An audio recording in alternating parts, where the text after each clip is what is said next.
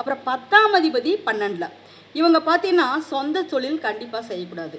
இதான் 10ஆம் அதிபதி போய் 12ல் உட்காந்துட்டா சொந்த தொழிலை கண்டிப்பாக விரயம் பண்ணிடுவாங்க.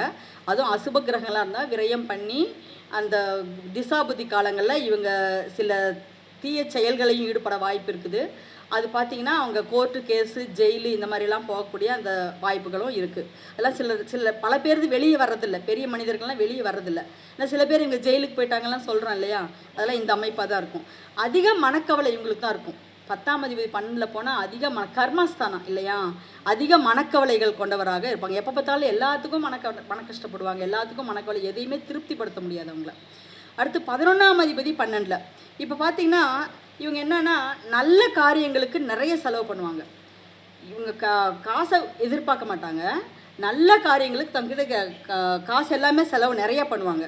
இவங்களுக்கு நல்ல அயன சயன போகம் சுகம் இதெல்லாம் நல்லா படுத்தோன்னே தூங்கிடுவாங்க, நல்லா நிம்மதியாக இருக்கப்பான்னு தூங்கிடுவாங்க. ஏன்னா அவங்களுக்கு நல்ல காரியத்துக்கு செலவு பண்ணால் தான் தூக்கமே வரும்.